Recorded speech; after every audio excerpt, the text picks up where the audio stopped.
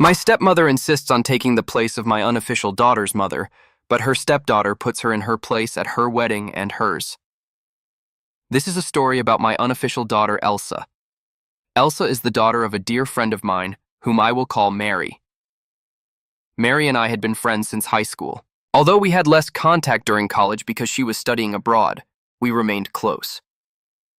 At Mary and her husband Tom's wedding, I played an important role. When Elsa was born, I was named godmother. When my twins were born, Mary became my daughter's godmother.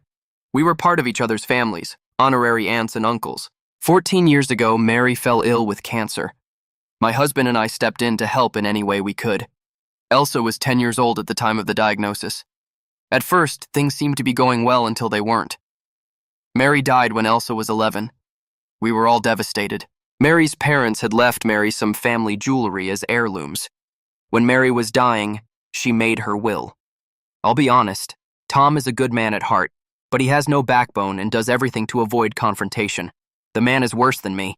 I know I wasn't that firm either. Mary was very afraid of what would happen if he remarried, and that person didn't have Elsa's best interests at heart. With her infinite wisdom, Mary made a bulletproof will. The inherited jewels remained in my possession, as Mary wanted me to give them to Elsa when she got married. Tom had documentation and insurance papers for each piece, as did the lawyer who drew up Mary's will. After Mary's death and funeral, Tom and Elsa had our support. We helped Elsa navigate life without her mother, taking my place when she needed me as a mother figure. We provided Tom with any support he needed. When Elsa was 12, Tom met Clarissa. Clarissa couldn't have children of her own, and when she and Elsa were introduced to each other, she latched onto Elsa. Clarissa tried to erase Mary's memory in any way she could, and inserted herself into every possible moment. She presented herself as Elsa's mom and completely ignored every boundary Elsa set. She became jealous of the bond between Elsa and me and tried many different things to separate us. Things got ugly when Elsa was 14. I remember this day very well. It was a Monday. I had an appointment with a client at the venue they had at the time. This appointment was later in the day. The place itself was nice and was often used for meetings, birthdays, weddings, and the owner let seniors use it twice a week for their hobbies and activities. Tom's mother, Stacy, who was still alive then, volunteered and helped with the organization. I was waiting in the lobby when Stacy saw me, came over, and we started chatting. Eventually, the owner came over and greeted us with the comment, "How wonderful to see you here. I'm so excited about Tommy and Clarissa's wedding this coming Saturday. I'm sure you are too." Stacy and I were shocked. Wedding? What wedding? No idea. The owner realized something was wrong. When the shock passed, the owner and I went to the office and took care of the business I had come for. When we finished, I asked questions. The wedding is this Saturday? What time? How many people? I managed to gather all the details. The owner even showed me the contract with both Tom and Clarissa's signatures. She realized we didn't know and was quite shocked because she knew our history. Then I went to find Stacy and told her everything. This woman was furious. Her son was getting remarried, and she hadn't been informed or invited. I hadn't heard anything from Elsa either. Elsa had told me that Tom and she were going away for a father-daughter day. At that point, we already had a growing suspicion that Tom had been lying to Elsa about Saturday's plans. To unravel this growing mystery, Stacy and I went to visit Tom. We had some time until Elsa came home, and we didn't want her to see or hear any of this. Stacy exploded the moment he opened the door. She forced her way in and furiously demanded that he explain what was happening. Clarissa came home and joined the fight. Accusations flew everywhere. In a moment of silence, I asked, "Elsa, does she know about your wedding?" Then she asked, "What wedding? I don't know anything about a wedding." Elsa had arrived home earlier than expected. Practice had ended early. That's when poor Elsa found out. She asked Tom if that was Saturday's plan, their wedding, instead of a father-daughter bonding day. Clarissa interrupted, telling her that she had been motherless for too long and that this wedding would give her a new mother. Good grief. Elsa didn't even get a chance to say anything. Her beloved Grandma Stacy did it for her. Stacy tore Clarissa apart. She told Clarissa, without filter, that she had had a wonderful daughter-in-law and could never be replaced, and that a wedding didn't change the fact that Clarissa had ignored Elsa's wishes from the start. She had tried to erase the memory of a good woman and mother and tried to destroy the relationship between Elsa and me. She also told her own son that he was a spineless man, and that was why Mary never named him executor of the will, because she had always known deep down that she couldn't trust him to protect her daughter. To top it off, she told him she was disinheriting him, and would make sure neither he nor his miserable replacement received anything from her. After that, she asked me to take her home.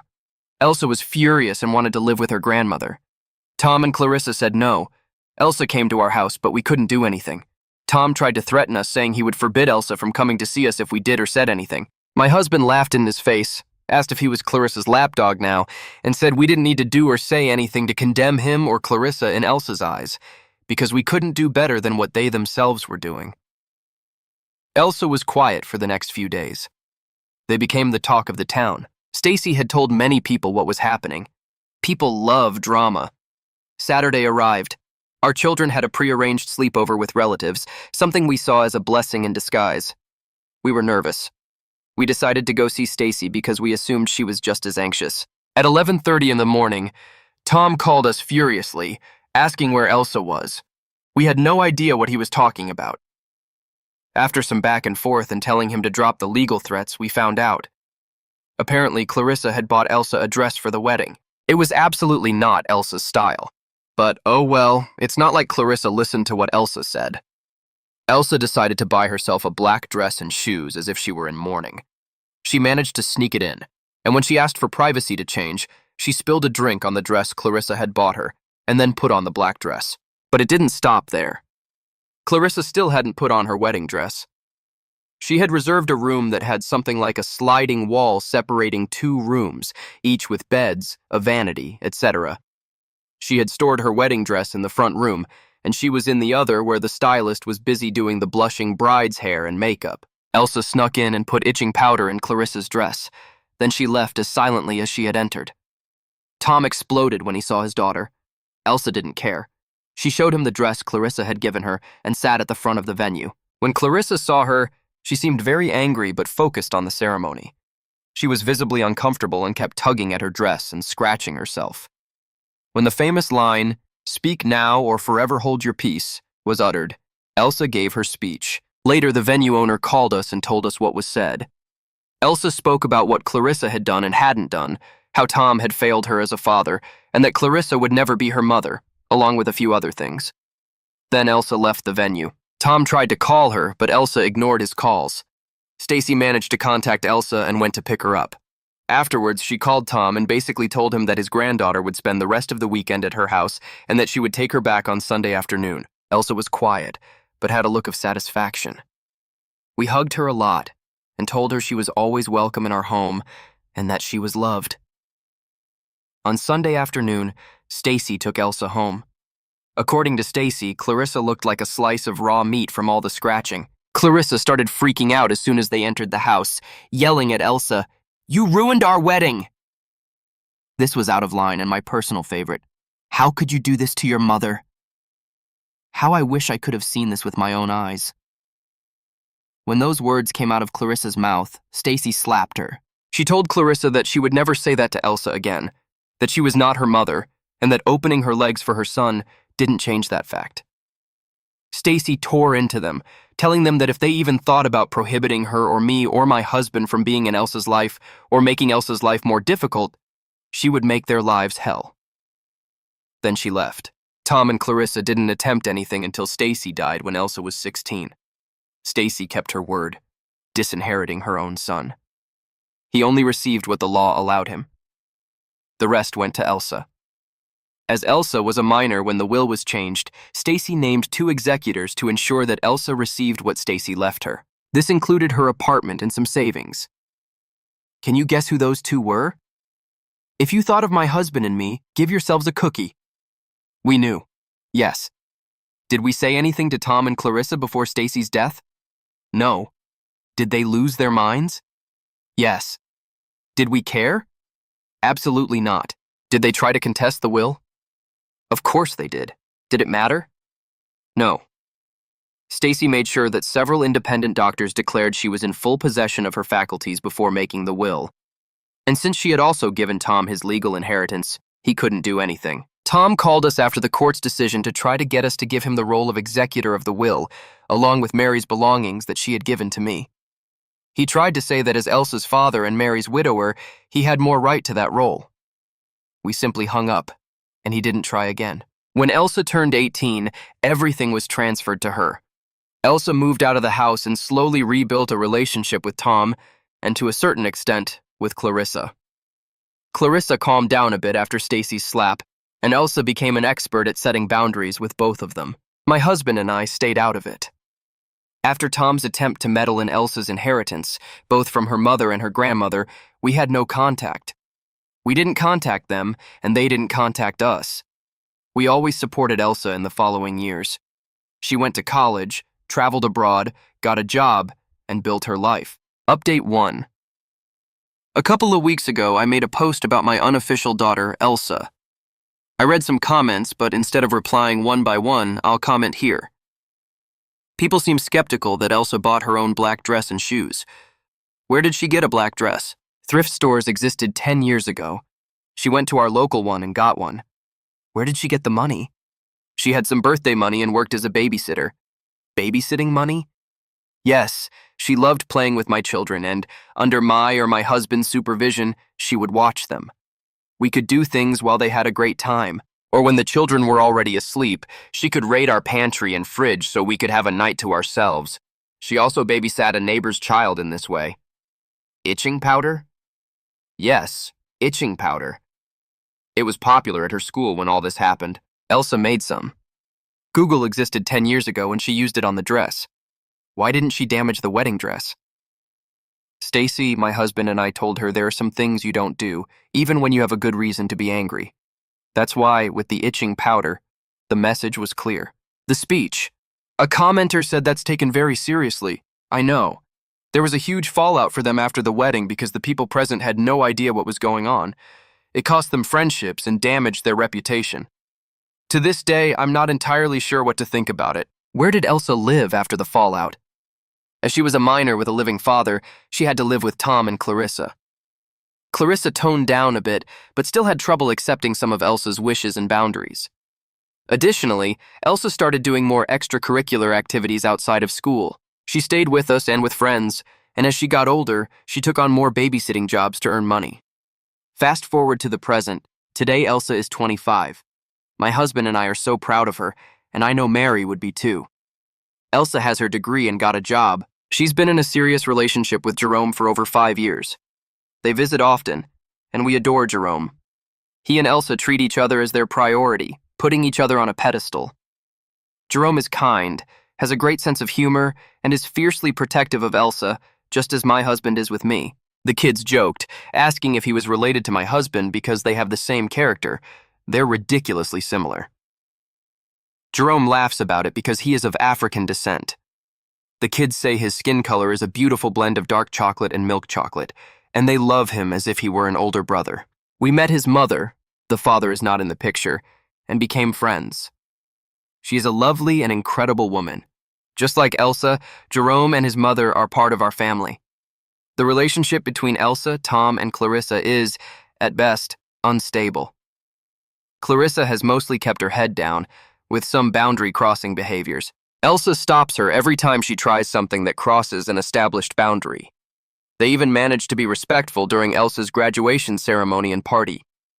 After this long introduction, I'm getting to the drama and karma. Jerome was introduced to Tom and Clarissa a couple of years ago, and everything seemed fine.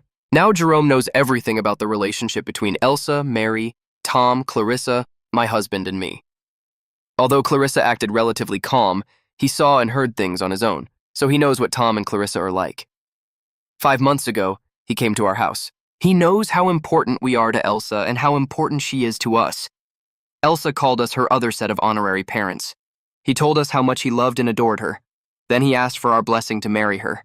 He wanted to propose to Elsa, but he felt he needed our blessing. Of course, we gave it to him. We all cried. Our children overheard and decided to give him the protective brother talk, and they also gave him their blessing. More crying. He never had siblings and felt like he gained an entire family when he met Elsa. We swore to keep it a secret and offered to help with the proposal if and when he needed it. Then he went to Tom and asked him for the same thing. He never asked Clarissa for her blessing because he didn't feel he needed it from her due to the relationship between Elsa and Clarissa, and Elsa's opinion of her stepmother. Tom and Jerome were alone at home at first, but Clarissa walked in just as Jerome seemed to have uttered the words, "Will you give me your blessing to marry your incredible daughter?" Clarissa seemed to lose all dignity, sanity, and everything else. From what Jerome told us afterward, it basically went like this. It was an atrocity that he didn't ask her for her blessing as Elsa's mother. He never showed her the respect she deserved as his mother-in-law, for example, by bringing flowers as he did with me and his mother. She said she should be involved in the proposal and wedding planning because it was her job as the mother of the bride. She texted Jerome in the following days with proposal ideas and her involvement in those plans. Jerome paid no attention to her. What surprised us is that she did nothing to ruin the proposal. Perhaps it was because Jerome apparently warned her not to do anything to ruin it. Jerome proposed to Elsa. She accepted, of course, and wedding planning began. Another wedding. We were happy. Wedding planning. At every step, Clarissa had to be there, and her opinion was necessary. According to her, why? Because she was the mother of the bride. Ha ha ha. No, madam. I buried that woman years ago. You are Cinderella and Snow White's wicked stepmother quadrupled, mixed with Ursula and Mother Gothel. But that's just my opinion. Clarissa had to be there to criticize everything, from the location to the ambiance. The guest list. She already had one. Guess who was missing? Yes, my family and I. The flowers. Clarissa already had suggestions ready, and other suggestions were tacky and trash. The cake. Clarissa decided it had to be the same as her wedding with Tom, raspberry and champagne. Note: Elsa is allergic to several things. Certain fruits, like raspberries, are one of them. What on earth is wrong with her? Things exploded when the dress shopping ended in disaster. Elsa hadn't invited Clarissa because she was fed up with the comments and unwanted participation. It was my husband, my children, Elsa's mother-in-law, and 3 of her closest friends. Of course, I brought a photo of Mary. Fun fact, why didn't Elsa wear Mary's wedding dress? That was Elsa's initial wish. When Tom and Mary got married, Mary borrowed the dress from a paternal side relative. It was a tradition in her family. The veil and jewelry were from Mary's maternal side of the family. Unfortunately, when the dress was at another relative's house, the house caught fire and the dress was lost. Back to the topic, it was magical. Elsa was wearing the right one when Clarissa walked in. She was deeply insulted that she, as the mother of the bride, had not been invited to that moment. She grimaced at Mary's photo but said nothing. The only thing she did right was to become ecstatic about how beautiful Elsa looked in the dress, admiring her and walking around her. So, Elsa was wearing the dress she chose. The assistant was going to get a veil when I intervened and proceeded to fulfill my promise to Mary. I took out Mary's veil and some pieces of jewelry. Mary's jewels. The assistant helped place everything. It still makes me cry how incredible she looked. Elsa said yes and made us all cry even more. That's when Clarissa lost her mind. She was spitting with rage at me. Why? For bringing Mary's things to Mary's own daughter's dress fitting. By then, I should have already recognized Clarissa as Elsa's mother. And me dressing Elsa in a dead woman's jewelry and veil was an insult. More insults about me and Mary were thrown in my face. Elsa, for once, could only cry. I'm truly grateful to have some backbone now. This horrid woman made Elsa cry, something Elsa swore she wouldn't allow in that woman's presence. I looked Clarissa in the eyes and almost literally said, "You were never her mother, and you never will be." I helped bury her mother, a good woman and mother who died too soon. I was there in the years that followed, helping Elsa navigate the path to adulthood, something Mary should have done. She was the one who should be here, wasn't she? You had Elsa as a possession, something you could have and force to your will. Your attempts to erase Mary's memory have only demonstrated your pathetic and narcissistic behavior. Your constant pushing and disregard for boundaries fractured something that could have been beautiful. You could have been a mother figure. Your tantrums are unjustified, childish, and show you for the trash that you really are. Your jealousy of a dead woman, seeing her as a rival, is nothing short of pathetic and sick. I finished with Stacy's adapted phrase, "Opening your legs for her father does not make you Elsa's mother, neither now nor ever." Clarissa stormed out in a rage. My children applauded me, and the oldest said something about a shining spine and that it was about time. We laughed, and managed to end the appointment on a positive note. My children contacted Jerome, updated him on what had happened, and sent him the video that the youngest had recorded. Shortly after, Tom called me. This man, whose testicles apparently remained in Clarissa's possession, tried to challenge me for what I said to Clarissa, for how awful I was, and for throwing Mary in her face. I wasn't having it. I told Tom that I was always polite and respectful before we cut contact, even though she had tried to remove my family and me from Elsa's life. I was cold. I don't deny it. I simply didn't think Clarissa was worth the war that surely would have followed if I expressed my thoughts and opinions. Despite Clarissa's actions, I kept my opinions to myself. We disliked the things she did and how she handled everything. Neither my husband nor I ever said anything against Clarissa to Elsa, not even after the disaster of their wedding. Clarissa crossed the line. Elsa is having a hard time not having Mary there. Even if the bond between Clarissa and Elsa were better, she would still miss her mother, the mother who was in her life for over a decade and from whom she has happy memories. Nothing and no one could erase that, and he knows it. I asked him where his concern for his daughter was, the daughter who was crying inconsolably over the vile things Clarissa said about Mary. The daughter he never protected or respected. It was also his desire to erase Mary from his own history. It was easier for him. He cared more about his own peace than his daughter's well-being. He tried to say something but was told to stop. He already showed his true colors. He would do whatever the wife he had at the moment asked him to. I saw it with Mary, and I see it with Clarissa. In no uncertain terms, Tom received the message that he should crawl back into Clarissa's cave because that was what mattered most to him, and that he should not contact me again. My family and I would do something he should have done, stand by Elsa. Then I hung up. Clarissa and Tom were officially uninvited from the wedding. My husband is going to walk Elsa down the aisle. Elsa and Jerome are Reddit fans and put passwords on everything related to the wedding. The jewels are still at my house at Elsa's request, but Clarissa didn't know that. Apparently, she believed I'd already given everything to Elsa on the day of the dress fitting. What did this woman do last week? She went to Elsa's apartment where she and Jerome live and let herself in. Curious because they never gave her a key. Tom did have one. Elsa thought that since their relationship was better, she could trust him. Clarissa went straight to the bedroom and started opening the closet, hoping to find the jewels, but a surprise awaited her. Since the bedroom is at the end of the hallway, she didn't need to pass through the living room.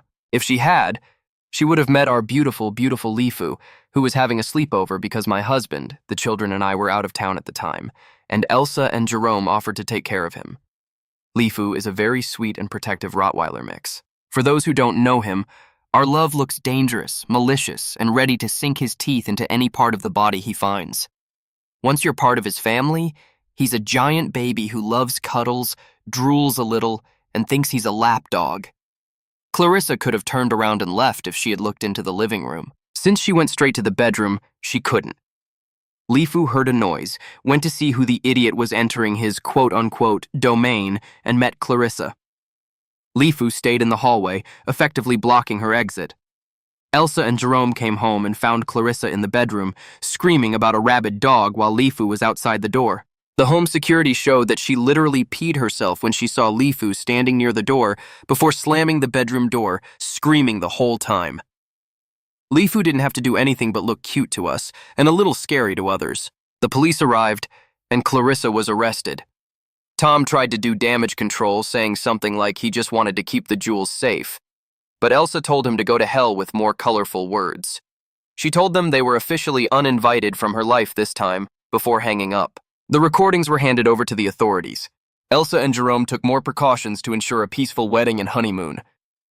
Security is one thing, calling every vendor to verify they still had the password, and they changed all the locks. Tom and Clarissa are trying to claim that Lifu is a dangerous dog who should be put down. So that's the drama we're dealing with too. We don't expect it to go far because there are recordings, but we're nervous.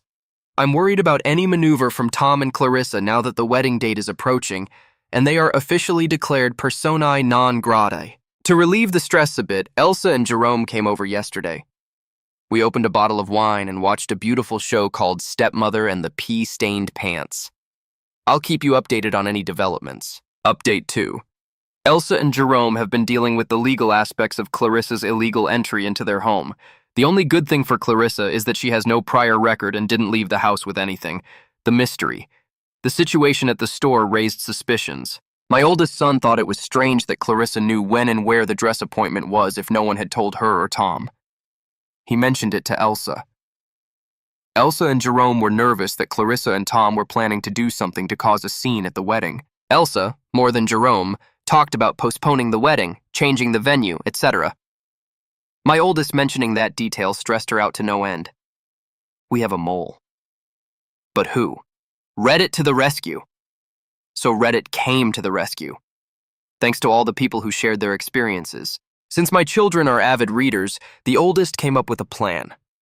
Elsa wanted to change everything drastically, vendors, venue, and dates, but the oldest and Jerome's mother pointed out that if someone was leaking information to Clarissa, that would be wasted energy, money, and time. Phase 1, find the mole. The oldest had the idea to find the mole by giving each person a slightly different story, changing the date, for example, giving each a different date, noting the dates and the names of who was told what. Although Elsa didn't think it would work, Elsa and Jerome did it anyway. Not even 2 weeks passed, and I received a call from Clarissa. I made sure it was unblocked because I had a feeling that the entitled stepmother would call or text to blame me or something. I didn't answer because I was working. The voicemail she left said it all. She was furious about how they could reschedule their wedding for Mary's birthday, an 8-minute rant about the audacity. I sent it to Elsa, and she discovered it was a cousin who had been told that date. To be 100% sure, Elsa and Jerome gave that cousin other details, and everything got back to Tom and Clarissa. To be 200% sure, they fed other people in the circle false information, and nothing happened. At first, Elsa wanted to confront the cousin, but my oldest son has a devilish streak.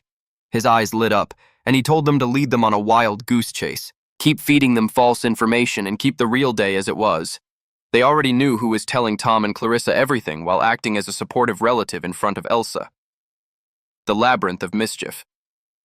They kept the fake date on Mary's birthday, which is in June. The real wedding was planned for the first week of May. Trusted family and friends were informed and swore to keep the secret. They were told what was happening, and since most had already experienced Clarissa's maneuvers, they were willing to keep quiet, and some even offered to help in this labyrinth of mischief. Elsa and Jerome had to invent other things too without involving innocent victims. They didn't want to involve vendors and venues in the charade because they would have to deal with Clarissa before the wedding and with the aftermath. Luckily, they got lucky. One of those who wanted to help was the venue owner. He was willing to tell them they didn't have a wedding that day. He even contacted another owner to see if they could host Elsa and Jerome on their date. Another unexpected stroke of luck. That owner was a former friend of Clarissa's, whom Clarissa hated, and she was delighted to help. The dress shop was already on high alert, so that was secure too. The cake and flowers were made by friends who offered those as wedding gifts. Little by little, everything was secured. Those involved in the charade made sure to send Tom and Clarissa on a marathon. Security was added just in case. I'm not going to say we felt safe and in a pink cloud. We were nervous. Fortunately, the plan worked perfectly. Tom and Clarissa continued to receive false information from the cousin, convinced they were one step ahead. Meanwhile, the real wedding, intimate, joyful, and deeply protected, took place in May. The venue, secluded and secure. The vendors, friends, and family, their only goal was to give the bride and groom their perfect day. Phones off, no social media, no loose ends, just peace. The ceremony was beautiful. My husband walked Elsa down the aisle to soft music and quiet tears.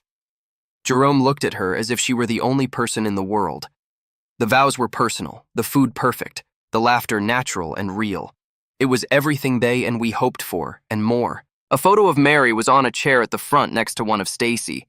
Not a single mention of Tom, Clarissa, or the drama. No one was tense. Everything was perfect, as a wedding should be. Joy, complete joy. The day of the fake wedding and the days after. When the fake June date arrived, Tom and Clarissa made their grand attempt to attend what they believed was Elsa's wedding. Clarissa even showed up near the venue in a mother of the bride dress, with a sash that said, Mother of the Bride, radiating entitlement, only to find the total absence of last-minute setup. There was no event, no guests, nothing. How do we know? The venue owner kept us informed. The June date was for scheduled maintenance and inspection. The owner would be there and willing to deal with them. Tom, Clarissa, the cousin, and some other relatives from their sides showed up only to be told there was no wedding. Clarissa got angry and the cousin bore the brunt of it. They showed messages, etc., confirming everything. I think that's when they realized they had been played. Tom and Clarissa called everywhere, furious, but no one answered. Clarissa left several voicemails, then texts, then silence. No, I didn't block her, but I muted all communication from her and Tom. Elsa and Jerome had already left for their honeymoon. They had new numbers and phones, took them with them, and sent amazing photos. Clarissa and Tom tried to call the newlyweds, only getting voicemails. They tried to go to Elsa and Jerome's apartment, but no one was there. Then these entitled beings decided to try to mess with our doormat. No, I don't mean Tom, but our actual doormat. My oldest had the honor of speaking through the doorbell camera because my husband and I had gone for a walk. Many demands were heard through the camera, along with colorful insults and accusations. My oldest didn't even open the door. He just said that this treatment was unacceptable and that if they continued, he would invite other people to join the meeting, like the local police. For a moment, it seemed that Tom had retrieved his parts from Clarissa's purse and tried to threaten me, saying he would initiate legal action. My oldest laughed and told him he could go ahead. Good luck with that.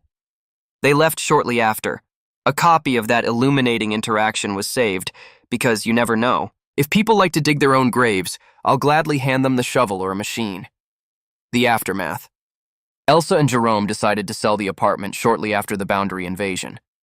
Elsa felt bad because it was her mother's old apartment, but she decided it wasn't worth the trouble. They could rent it out, but that would create a connection between tenants and them. It's in a good area. And before going on their honeymoon, they signed the papers. Friends and family packed everything and stored it in a warehouse. We did it in 2 days without the dynamic duo finding out. The newlyweds bought a house, a nice house with a large garden. Jerome's mother decided to move into an apartment nearby. When they returned from their honeymoon, they started decorating and moving in. Elsa and Jerome played the long game and froze Tom and Clarissa out of their lives. A lawyer is working to get a no-contact order against Tom and Clarissa because they want nothing to do with them. They kept the old numbers to collect evidence. We found out that Tom and Clarissa already know they sold the apartment. Tom came alone one night, basically begging for our intervention. He found out they moved and that he can't contact Elsa. All the excuses. He misses his daughter. He wants to know where she lives to apologize. He's sorry, etc. He even brought a letter. I couldn't help but feel some pity for this man. Why? He knows who and what he misses. I just told him he's a fool. A weak fool. I can't understand what he was thinking. He had a jewel in his hand and couldn't protect it. The only thing I promised was to pass on the letter. That's the last thing I would do because I told him I know this is not what Mary would have wanted. After that, he had to leave my family, including Elsa and Jerome, in peace. If and when Elsa decided she was ready, she would be the one to reach out first. If he truly had an epiphany and saw what an idiot he was after Clarissa entered their lives, he should leave them alone and go to therapy. Better yet, he and Clarissa should go to therapy. I know they think it's not necessary, but look where they are now. To this day, Tom and Clarissa continue to try to contact Elsa and Jerome, but they don't get far. Family and friends who were part of the plan kept quiet, and some even blocked them. Those on Tom and Clarissa's side are divided. Elsa and Jerome tell us about some flying monkeys trying everything to get them to talk. This stresses Elsa a bit, but she understands that some things must be done to get the no-contact order. Jerome and his mother are a great help. Elsa and Jerome spoke with their employers before the wedding, and fortunately, they are supportive. Meanwhile, my children took it upon themselves to keep an eye on the dynamic duo and their cronies when they can, to give Elsa and Jerome some peace. This mainly involves checking social media and occasional web searches. Elsa and Jerome moved last week. It's a beautiful house, and our children helped with small jobs. Jerome is quite good at repairs, and was willing to teach them a few things about renovating a house. Since Elsa and Jerome had help, the renovation and move were done very quickly. After that, they invited family and friends to a housewarming barbecue. Jerome's mother, my husband, the children, and I arrived a little early to help set up. To our surprise, my husband, Jerome's mother, and I each received a small box. Opening it, we saw some baby items with text like, "Best Grandma" and "Best Grandpa in the World." They are expecting their first child. We couldn't be happier. We are euphoric. Elsa feels good, though sometimes a bit nauseous. I still shed tears of happiness and some sad ones.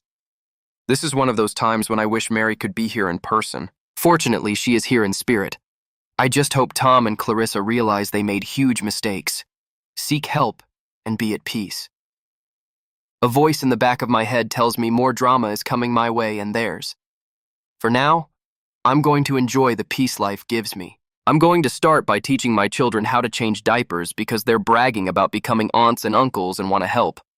The disgusted looks they gave me were priceless. Edit. This cousin always thought Elsa should have given Clarissa a chance and that Elsa had been too harsh on a woman who couldn't have children. Spoiler. This cousin also can't have children but has a good relationship with her own stepchildren. That's why she did what she did.